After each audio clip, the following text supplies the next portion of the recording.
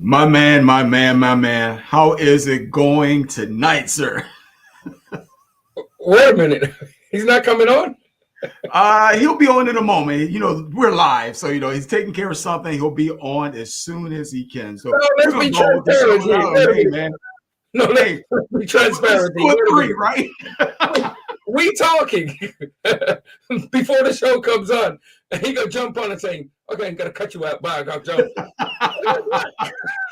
But he did say he was on another call. You probably didn't see that comment. He said he was on another call. But we're here tonight. Hey, welcome to another show of Warriors Unite for Christ. We're back once again. Don't even try it. Man, it's hard to believe. We're up here in June. Half the year is gone.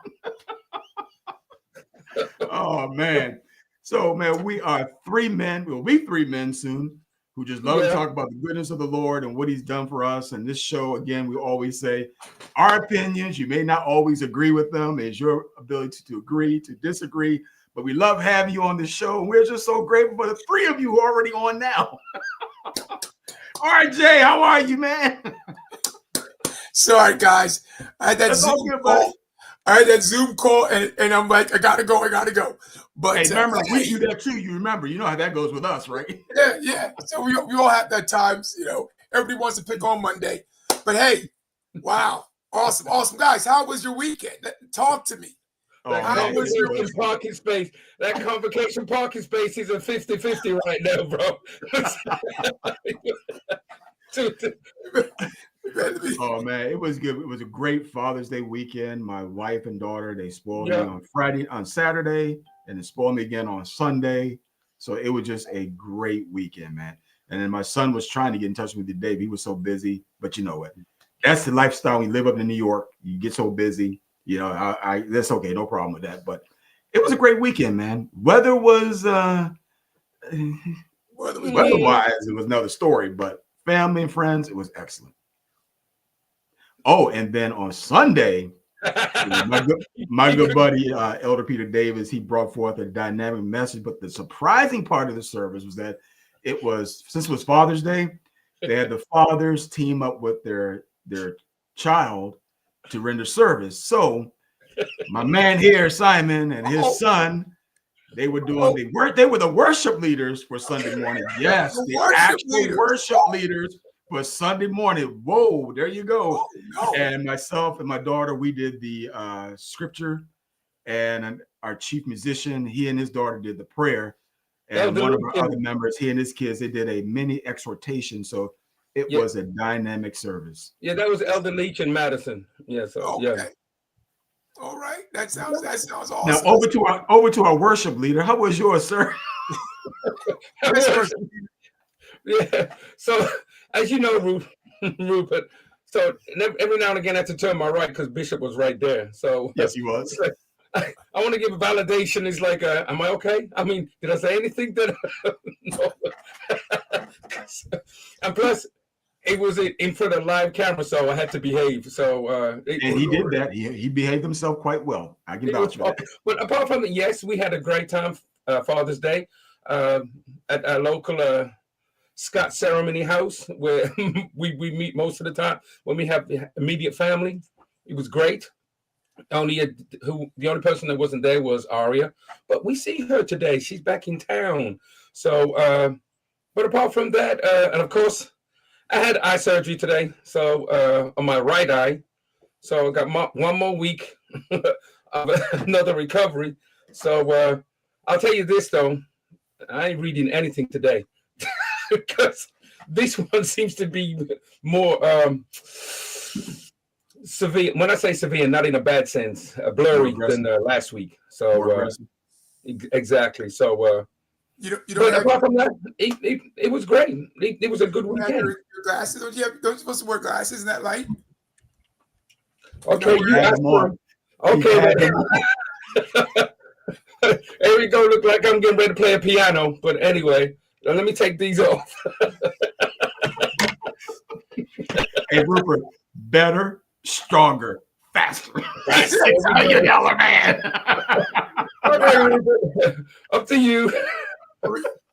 Yeah, that's great. But hey, my weekend, like everybody, Father's Day was great.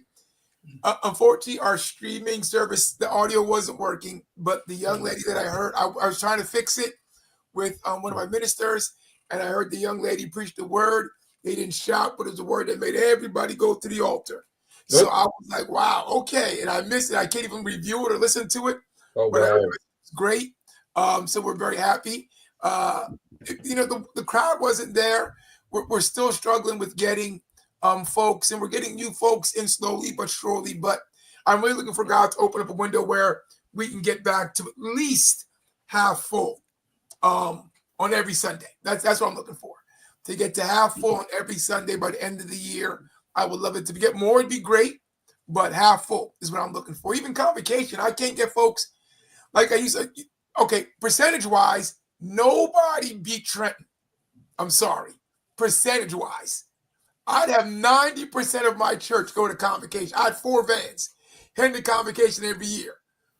I can't get 10 people right now, and they're coming, but they're coming one day and not like some of the women are coming on women's night, some of the men are coming on men's night, the youth are coming on Thursday, and then some are going to stay for Friday. But literally, it's just like 6 or 7 of us that are going to come and stay for the week, and it's just bothering me because I know how good convocation. I mean, last year was awesome. Yes, yes, he was. Better and better. I mean, last year was like old time convocation, and I'm looking for that increase. And I'm trying to get folks understanding points of convocation. So if you're listening and you have not planned to come to convocation, switch that planning. Get yourselves there to your 5150 Baltimore Pike. It is awesome. It's going to be awesome. So I'm thinking you need to get out there. But other than that, Father's Day was great. They did anything for me Saturday, and even on Sunday. It's not like Mother's Day. So Mother's Day, everything shuts down. We got to do stuff for Mom. Father's Day, Dad still took his daughter to soccer game after church. I had to watch that. I came home, but my wife did take me to dinner. It was just me and her because my daughter didn't want to go where we were going, and my other kids, they're my stepchildren in the world, but spiritually they're my children. But they want to hang with their father, biological father. So, and my daughter wanted to stay with her sisters and didn't want to go to the restaurant. So me and my wife, it was great. We went to our favorite restaurant, had a wonderful time. So everything was good. Everything was wonderful. They actually treated me well. I got a bunch of presents, so I'm like, hey, cool. There you go. Well, one tie, but just because it went with the suit my wife bought me. I didn't have a white suit. Well, I mean, your daughters can get me a convocation for what I'm going about to say now. I don't mind. They can get me. But what's up with it's your day, Dad. No matter what you want to do, we gonna be there. What's that? They can see me a convocation. Oh, but I understand. They get their biological father. Okay, I understand that. Okay. My biological daughter, she was with me all day. And literally, she was actually on Saturday. She spent time with me too because I was going someplace where she would normally to stay with her mom. But she's like, no, I go with Dad. So I know it was kind of like, okay, I'm gonna hang out with you this weekend, Dad. Even though I don't want to go where you're going, I'm gonna go with you. Oh my God. Okay, so while they're doing that, the only way she can get out of this is if she subscribes to Warriors United for Christ, and she can push the button to share and to like. I see her name pop up on here on Warriors for Christ. She can get permission from anywhere, go anywhere. I don't care on the phone. And then I won't say a word to when she comes to convocation. But apart from that, it's live. Thank you, Warriors. There you go. It's live. We appreciate everybody for coming on the show, pressing buttons, and continue to do that and share it with whoever you want. Subscribe, like, and share. And we love your comments. Please this one. Continue send in your comments. We love them. We love them. We love them. And so tonight we're gonna dive into the question: can you be happy without being financially stable? Sorry, Ken's question. My daughter did oxtails on Sunday. I'm sorry. Yes, Ken. My daughter Simone, she did oxtails on Sunday. All right. Yeah. I need to hit her up for some snickerdoodles. Oh, here we go again. Snickerdoodles. I gotta hit her up for those. She makes some excellent snickerdoodles. There you go, Simone. Put that plug in for you. Oh my gosh, he's on early. Well, this doesn't go with our topic, but I wanted to answer this because it's a decent question.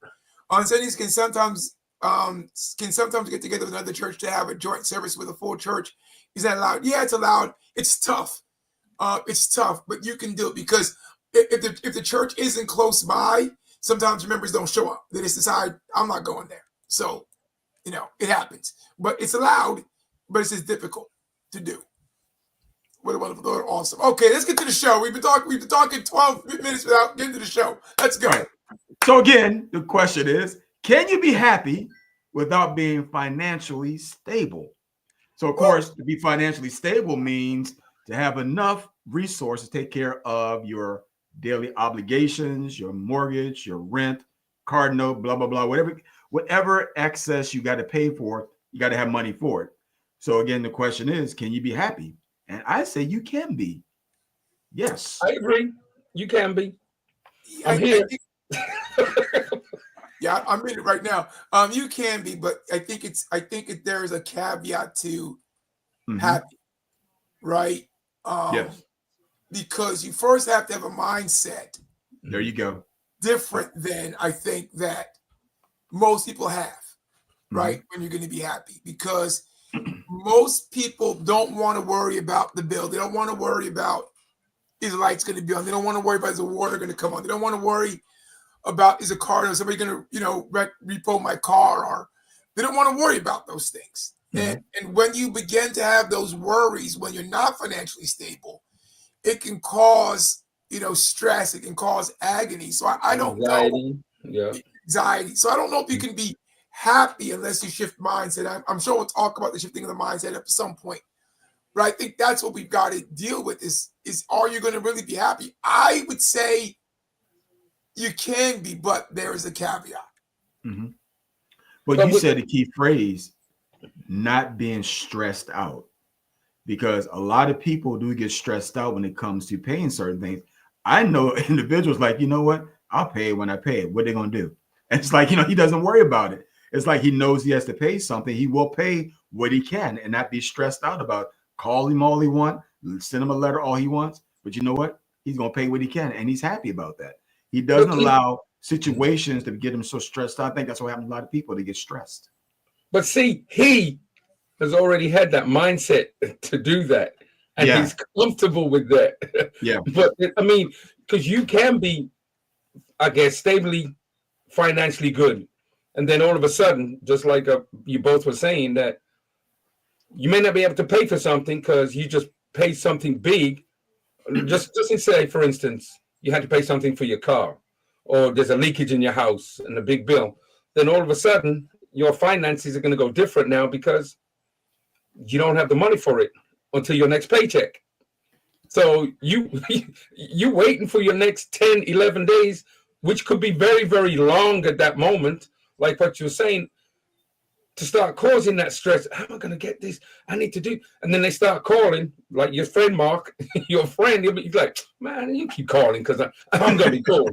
But somebody else will be like, oh my God, no, I got to do this and I got to do that.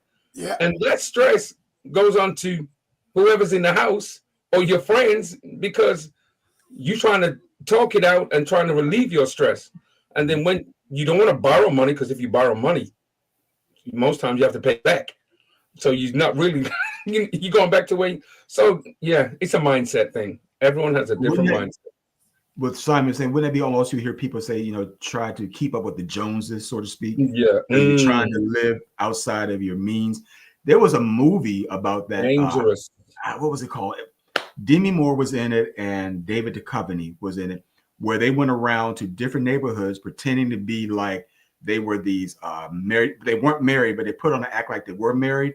So they'll go into these neighborhoods and have all these nice, fancy, up-to-do stuff. And so the neighbors will come and be envious and jealous. It was like, huh. Okay, and they start buying till they were getting so much debt. Long story short, one of the neighbors bought all of this stuff to the point where he could not pay his mortgage anymore. House about to go on foreclosure.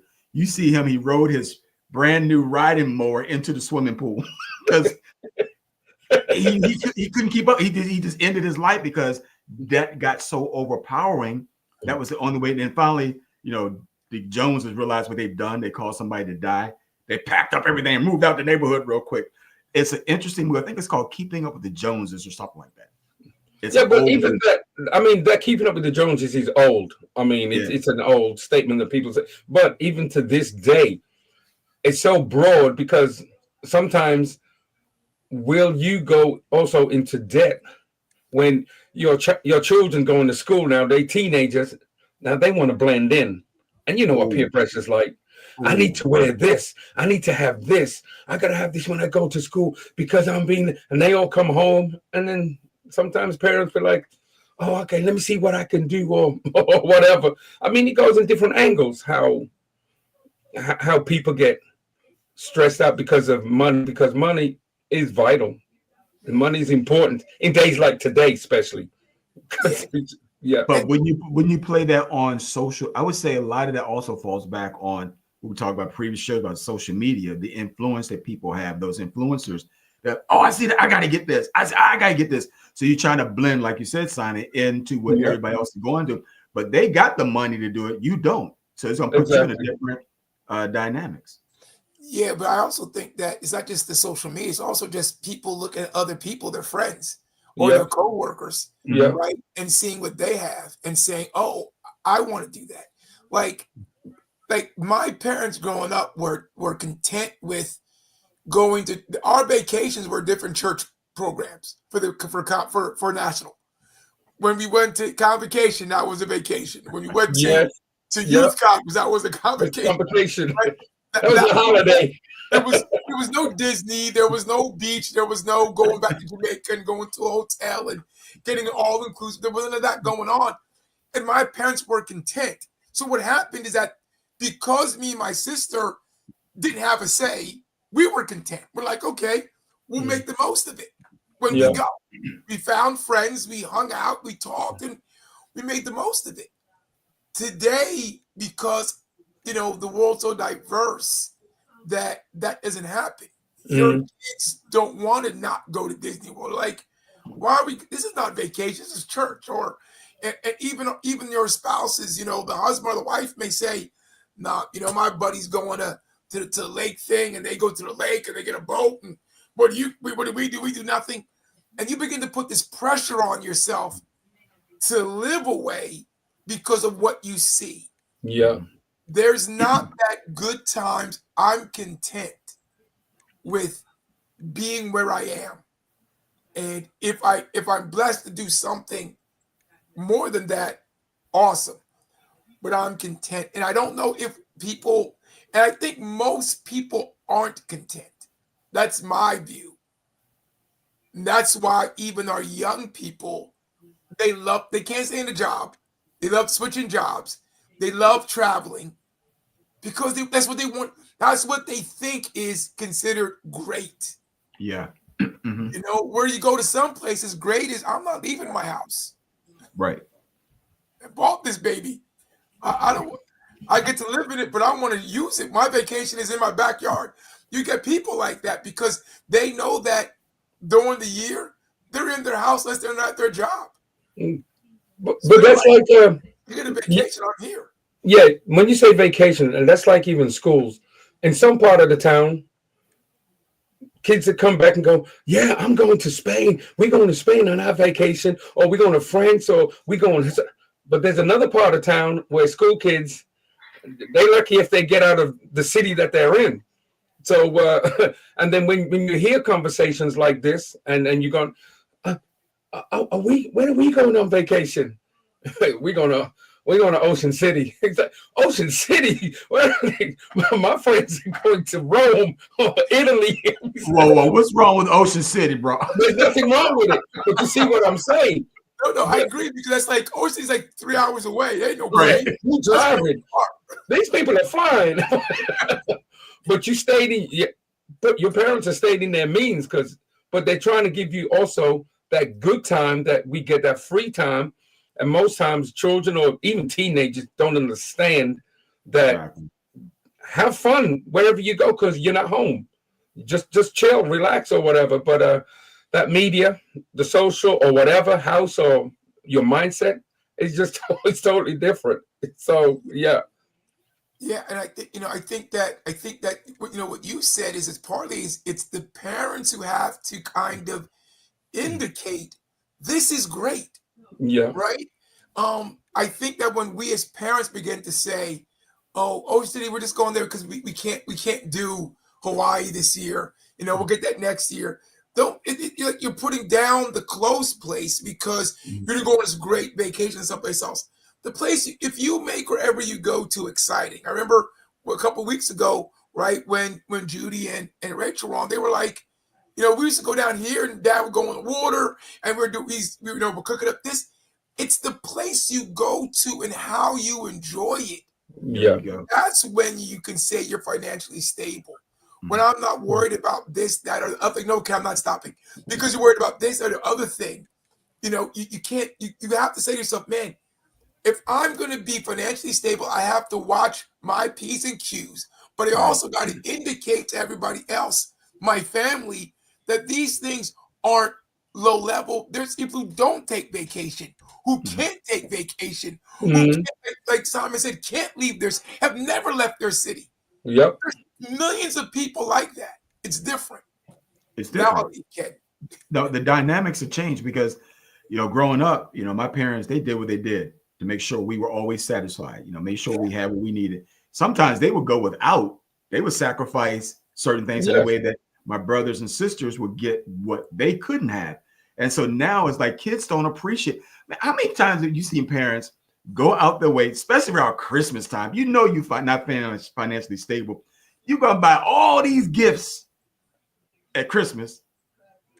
2 weeks later, them gifts are in the corner somewhere. Not appreciated.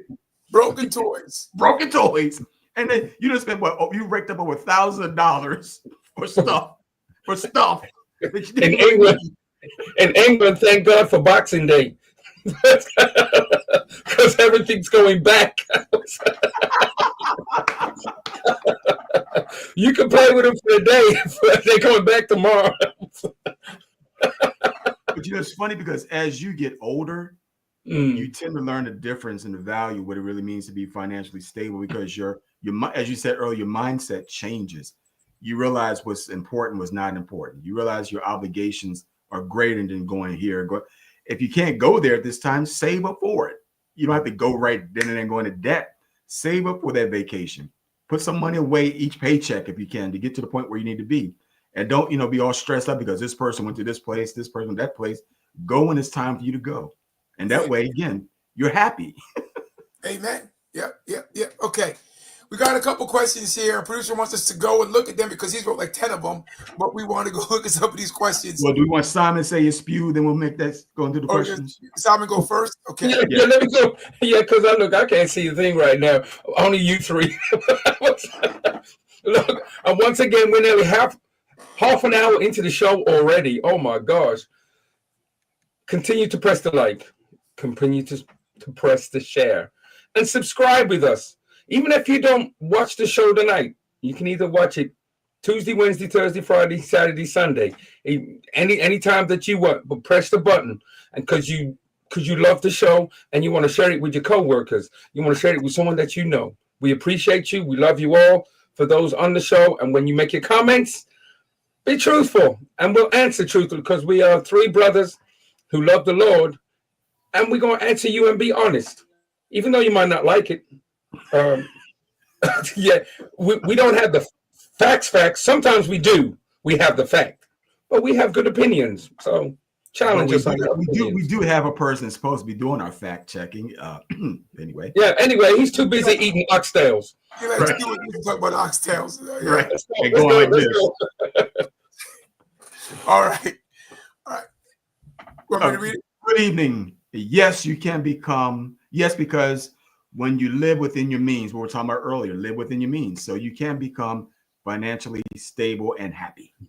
But now, when we say live within your means, right? Your means could be this today, but then suddenly it switches and it becomes not tomorrow, right? You lose one spouse loses a job. Like, for instance, my church, the number went from, a certain amount per month, was able to give me a decent salary to boom. Suddenly, I'm not getting hardly anything from them. I now lost my job working. I'm trying to build this business up. I'm not getting paid there. Our income, household income, which was well within our means pre-pandemic, has now stood outside of our means. Right now, we're finding ways to pay these bills. Thank God my wife is doing well. But that has now become, in part, it becomes stressful because we were in our means, but now we're not. So what happens then? Can you find happiness when that slide happens? Right. That goes back to we stated you have to learn how to readjust. It will be hard, but you just learn how to readjust. It's gonna be painful. I gotta find a job. Right. I gotta find a job because my business is not working out. I gotta get something going. But even that, yeah. But even that's like myself and Mark made a great point there. Is that okay? I worked at the post office. Now I'm retired. There's no way on planet Earth my retirement is going to add up to my pay at the post office. So it's called readjust. Now you have different thoughts, different mindset on how you're going to do this, and what you did before you generally can't do. But so that's going by what you were saying, Mark. How do you adjust in between? So. Right. Okay, Mr. Ken. I was raised in Jamaica without a lot of money. We were Where you here then? Okay. Without light and gas sometimes, but as kids we were happy. Mom and dad were stressed, but still good. We did not look at the Joneses back then or social media. We trusted in the Lord, and it all worked out. Yeah. And I agree with what his statement is. And that was then. And I understand that. And Rupert, you said it earlier on, though, is that whatever they did or said, we were happy. We weren't thinking about no Joneses then or whatever. And we had fun. And I can say we had fun. Yeah, and it raised me in a way where, I know we didn't have what all my friends had. And it was weird because we lived in a middle class, predominantly white neighborhood. And my dad and mom didn't make that kind of money. And, my dad was supporting the church more than getting from the church at that time. But we never knew. Like, my parents asked me, do you want to go to the private school? My cousin, my good cousin, one of my best friends, he went to Notre Dame High School, which is a private school. They asked me if I wanted to go there. And I'm like, nah. Because in my mind, it's like, I know we can't afford this. But they asked anyway because you know what? If I said yes, they would have tried to find a way Mhm. to get me there. And that's how our parents were, and that's how we are. But I Right. think our kids have to understand that you live a pretty good life. If you have a roof over your head, clothes on your back, food on your table, you live a pretty good life. And Absolutely. I had, we had an understanding, but I don't know if our kids really understand that. And I think it's because of this next question that Ken kind of put out there, right? He says Americans don't know how to live below their means. Woo! Commercials to buy. I disagree. Now you can't say all Americans. Not all. He shouldn't Not even all. say Americans, period. Just It's across. That's a global thing, really. That's a global thing.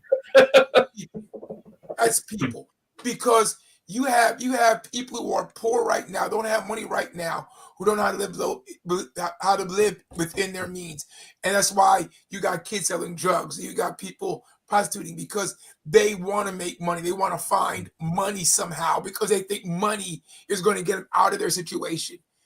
That's not always the case. A lot of people won lottery and went right back to being poor. Remember Will Smith movie when he was trying to make money and he had a son? Oh yeah. Okay, what was that movie? Pursuit of Happiness. Pursuit of Happiness. True story. That's like a perfect story right there. He went through trials like a lot of us going to or gonna go through. So yep, Pursuit of Happiness. Yeah. Wow. But we do have an influx of buy, and social media does play an influence on our kids because you're these people who don't have or acting like they have on social media, and when you find out how they make these things, you're like, they're phony. They're not rich. They act like. I mean, even rappers would have videos where they're having all these cars and all this jewelry, and then suddenly you find out, okay, it was rented. They jewelry. They're string like everybody else, and it's because they give this visual effect that this is what good life is. A lot of our people fall into that realm. Mm-hmm. I want to drive a German car again, and I will. I don't Mercedes. Drive a paid-off Korean one, and I'm good with that. Even when family talk about my car. Yeah, you are. But are your kids happy to drive in it with you? Right? Or is your family happy to drive in it with you? Right? We also have to worry about our families, right? And that's where the stress level comes in. I'm not stressed if I drive in a car that's not perfect. But if my wife isn't happy, then I do become stressed. Because then she doesn't want to drive in my car. Right? So that's I don't think the president's going to let him have a German car anyway. So president? Not going to let him have a German car. So Anita says, you don't have to, excuse me. So you have those that may be financially stable, but are miserable because they got family and friends trying to milk them for their money. Wow. Wow. You can talk about experience. Wow. Mark, who calling your house, Mark? Well, you've seen news stories about that. You know, people who got all this money and family friends come out of the woodwork. Okay, then, which is understood. So the reality, right, again, is that becomes stressful. Yeah. If you have come out of something, but your family siblings have not, where do you draw the line and say, this is ours, my new families, and I can only help you but so much, versus I've got to help them. Right. Where does that come in? Because that can cause another level of stress. And sometimes you look, you know what? Like if it wasn't for my big brother who didn't go to college but raised us because dad wasn't there, now I've got money. I can't leave him hanging. but maybe he doesn't have the ability to make the money he needs, and he does kind of milk off of me. But Right. what do I do? Right? There's those questions. So you have that. Those are real things. And especially as Christians, right? Because of the truth, let's be focused. We're Christians. Especially as Christians, when do we or how can we say no? Mhm. Right? That's a question I'm asking you guys. I'm asking everybody. You know, when do we say that's enough? Or can we even say that? That's a good question. And I think you should be able to say no in a loving way and let them know, hey, look, you know, I'm not your ATM. But Mark, you know for a fact, and it's even church-wise, you can say no any way, 25,000 different versions of no in a nice way. Mhm. And they're still going to get upset because they're assuming you can afford it and they can't, and your obligation is to help them because you can afford it. And you know that's their mindset. And But see, then, that's the thing, though. That's a misnomer. You're not obligated to do anything. But I yeah, like what you said, but you're not obligated, but they think you are. exactly. And that's why I'm throwing is that that's what people may think, because even though as church members and how we do that, there are people out there in your own private terms that do help you. And then most of the times, you know, and they will always tell you, pay me back when you're ready. Mhm. That gives you the less stress or anxiety you need, but that's not always happening like that. So people don't, there's a lot of people who don't have options like that. So that's why we have to be thankful, I guess. That's your own mindset, your own personality, because there's a lot of people who don't want to go out there and ask for nothing and try and work it out. Right. Yeah. Okay, my sister comes in. I do like vacation. She does like her vacation. I have to say she took us on a vacation last year, so we appreciate her. Love you, Deb. We do like. Hold up. I didn't get the invite. She did. It was in the mail. You probably just you missed it. You missed it. I do like vacations now, but sometimes I really enjoy it. It's a nice peaceful staycation. Right. I agree. And I 100% agree. Yes. I love a good staycation, man. Man. I love a good staycation. Yes. I love being able to get up late in my own house, out of my bed late, going into the yard. Now, I don't go to the backyard very much because the mosquitoes love me, so I can't deal. But it gets too hot.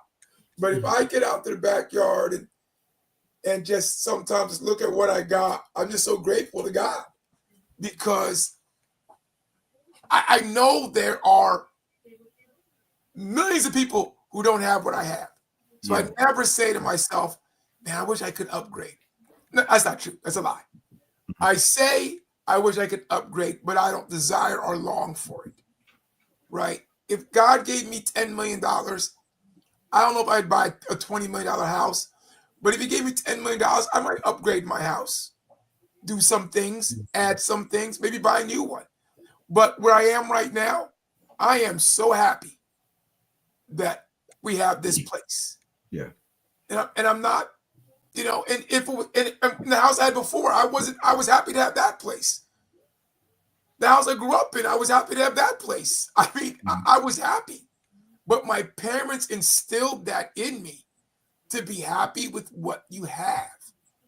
That's where financially stable comes in, is that if you're happy with what you have, you can become financially stable because you're not going to try to go beyond that mean.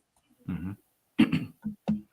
Okay. And that speaks to what you just said. She says, I'm also content and very happy. I'm not concerned with other households, just what's going on in mine.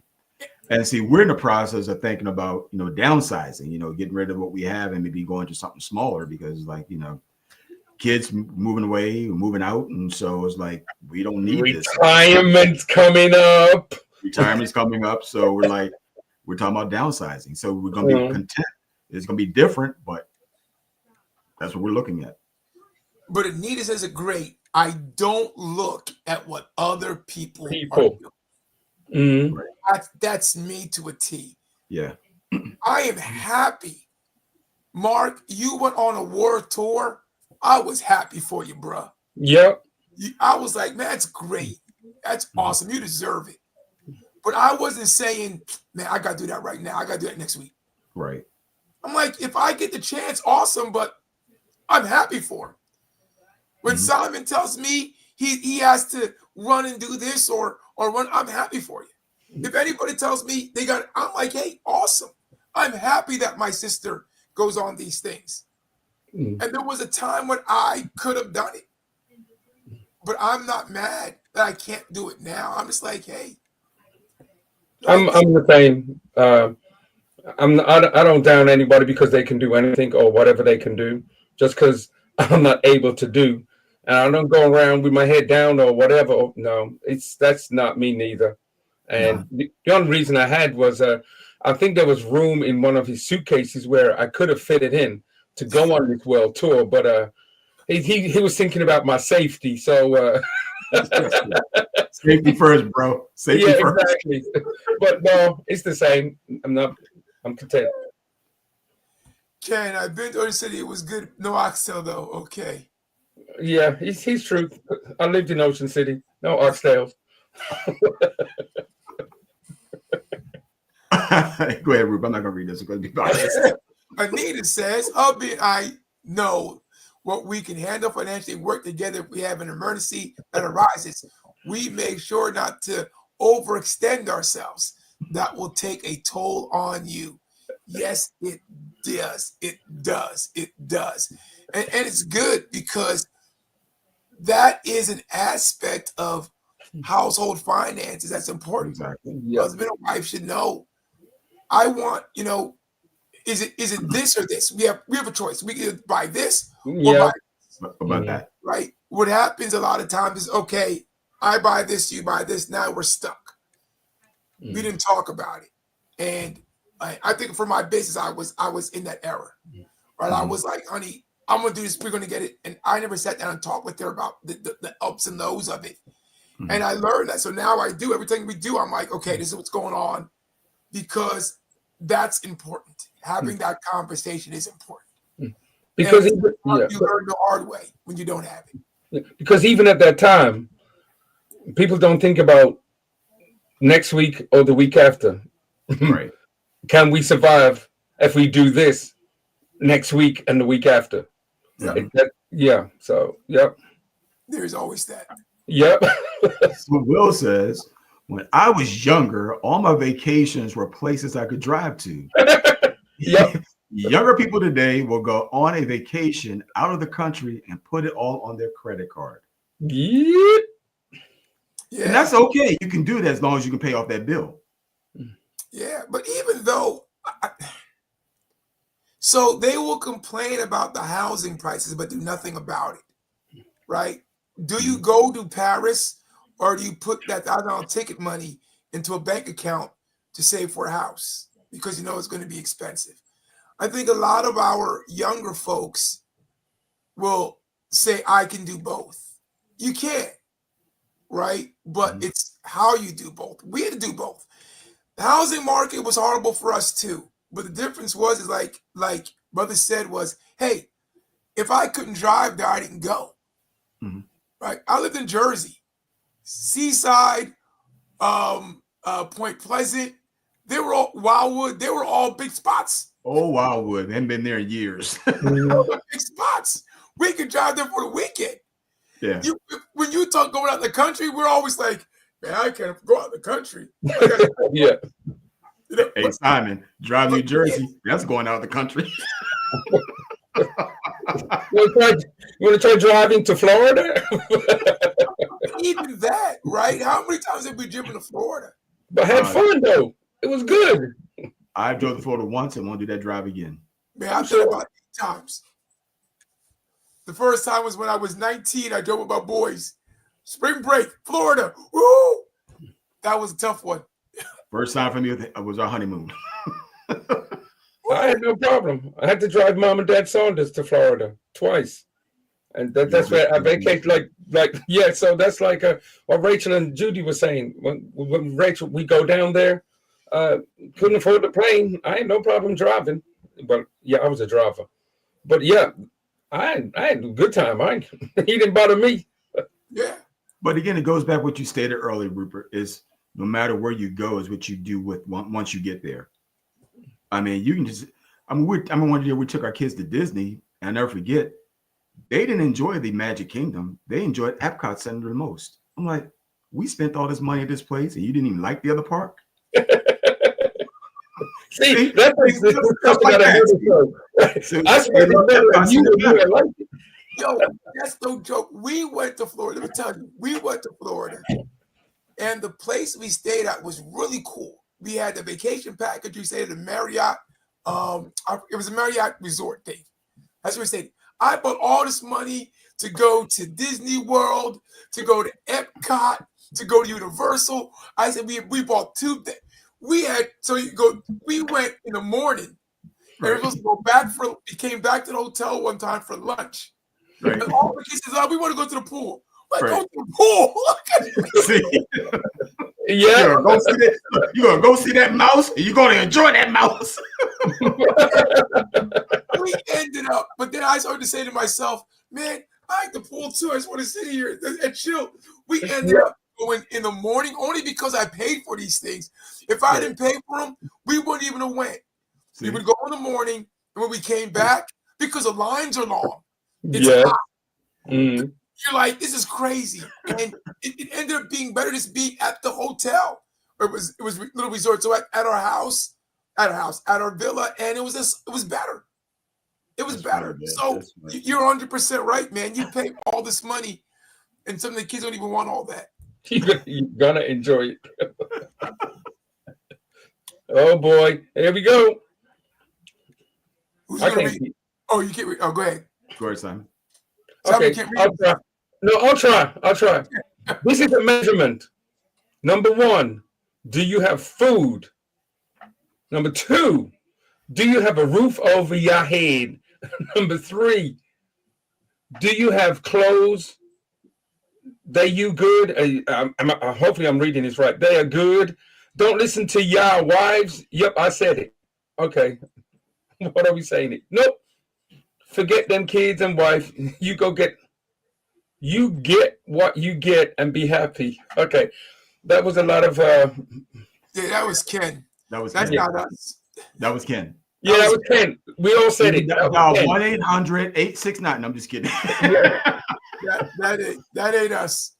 And the order's wrong. First is, do you have a roof over your head?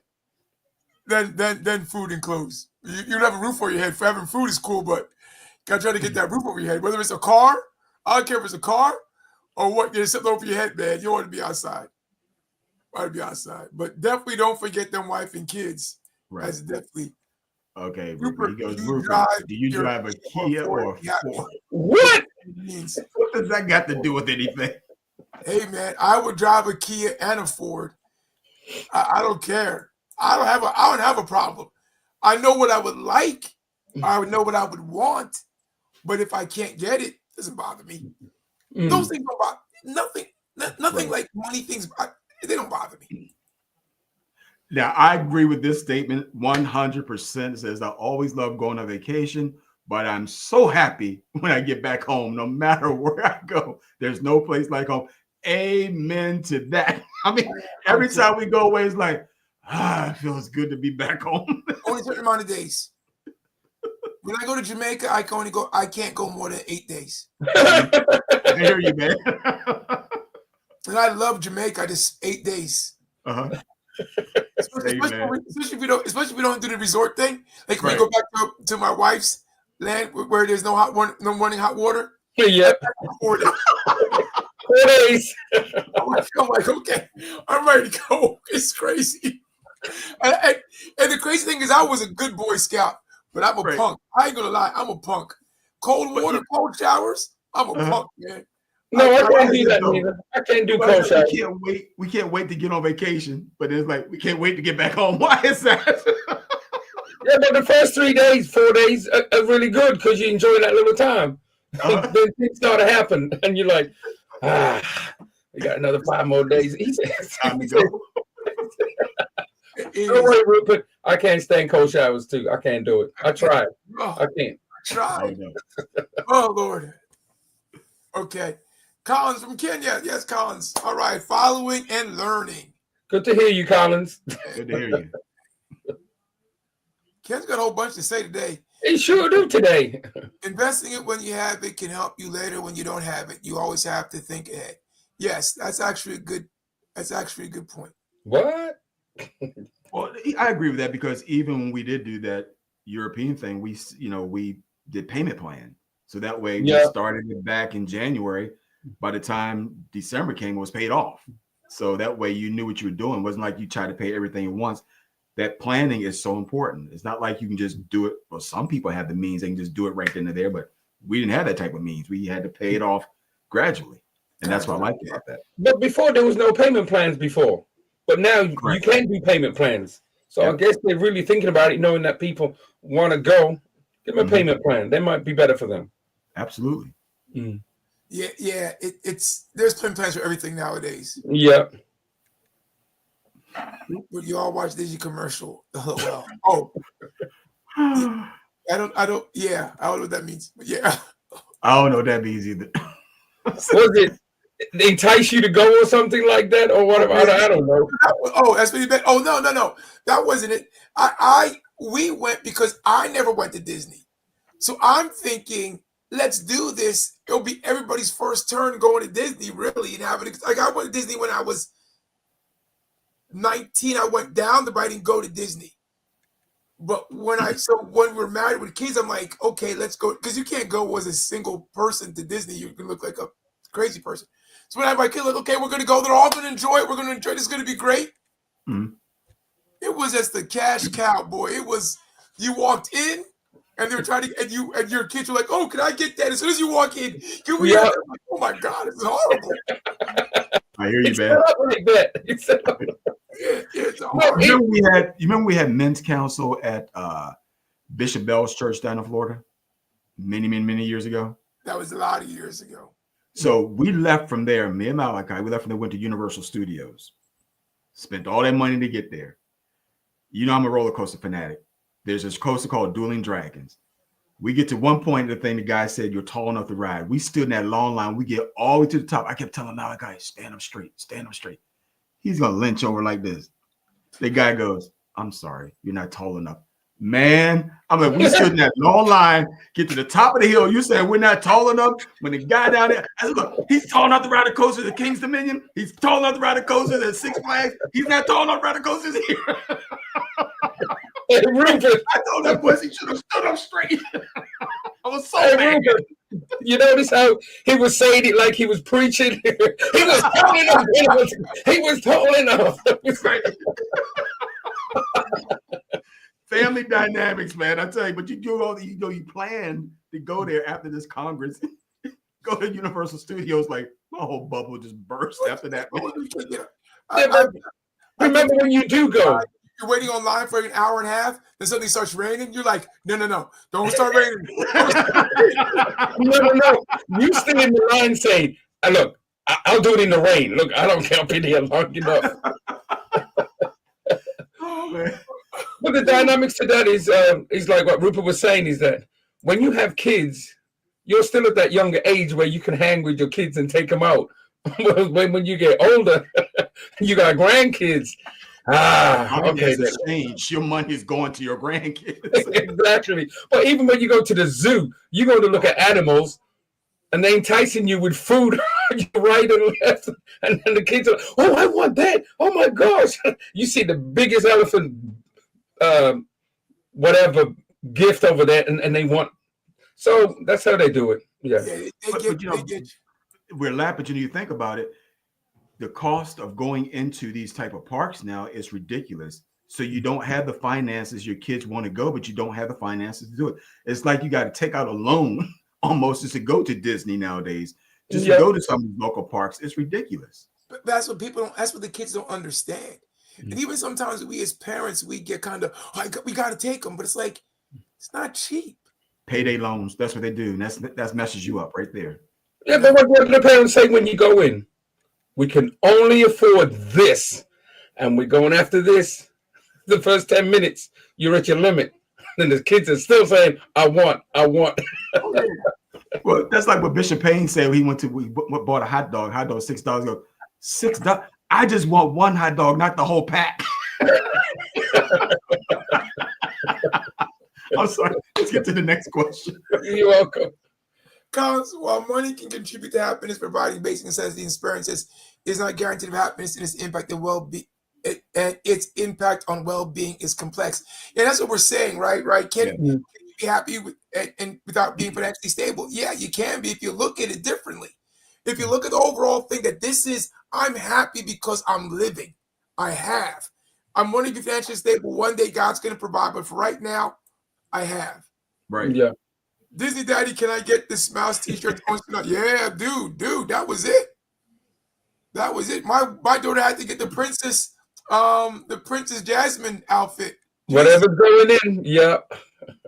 Yeah. I was like, oh yeah, sure. Look at the price tag. $109 for a costume. It's like, why? It's like, why, you know? I was like, man, let's look for something else. Let's look around. Yep. So your friend Carl says money can play a supporting role in happiness by providing a foundation of security and access to experience, but it is not sole determinant of the happiness of impact. Can be, was it nuances? Nuances. Thank you. Couldn't read that. Nuances, and that's true because you look at it when you got everything you think going on, you can be happy, but again, all that money is not going to always bring you what you need. Yeah. Because it depends on how you look at money, right? I think, like he's saying, is if you look at money as a way to provide, but some people look at money as a way to succeed. Right. And when you look at money as a way to succeed, you spend it out of pocket. Right. You know, I'm getting, it's like those athletes, they know they're getting that $10 million paycheck at end of, throughout their career. So they're going to immediately buy the $3 million home, buy the nicest car. They even finish out their year yet, but they got all this stuff. And guess what? The banks will let them buy it. The mortgage companies will give them mortgages because they know they have this big contract that they're going to get paid. Then they get hurt. That's why certain sports that money's not guaranteed, it stinks. Right. Because you get hurt. The money you thought you were going to have, you suddenly don't have it. That's why all these contracts now for baseball players and soccer players and basketball players, they're like, we need the guaranteed money. Football players are like, I'm not worried about my contract, I'm worried about the guaranteed money. And that's what I would be worried about. You want to pay me $100 million, but guarantee me 14. Nah, man, you going to pay me $100 million, pay me $90 million, and guarantee me 80. Because I need the guaranteed money, because anything can happen. This is actually a good question. Well, Ken, why don't you pull up the stats on that so you can fact check that for us? What? Hey, fact check? What? Since you asked the question, pull up the stats. What does the stats show? Who's happier financially? Single folk or married folk? Who do you think? I think it depends on the person. Don't do it, Rupert. It's not your job, man. I think it depends. Let him fact check. I think it depends on the individual personally. We pay him free money to do this.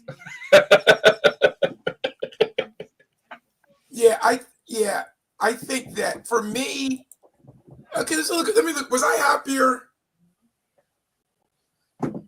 Okay. Don't answer that question. No. Leave it alone. Leave it alone. I'm happier now. Same. Because I have something to share. Exactly. Right? When I was younger and single, I might have been able to do whatever I want to do, but I had everybody to share it with. And I think that, and again, because I was a church kid, so it wasn't like I could have 10 girlfriends and just not worry about it, right? We didn't have that, but I have a wife now, I have kids now, I can share.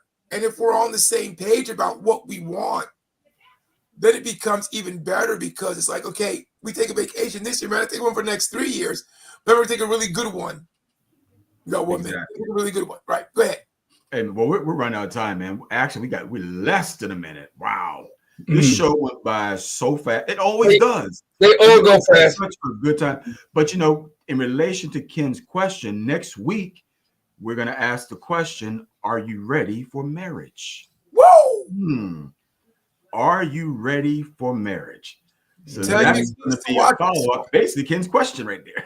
Get the kids on this one. Get your children on this one. Those single kids, those single ladies and men, get them on this one.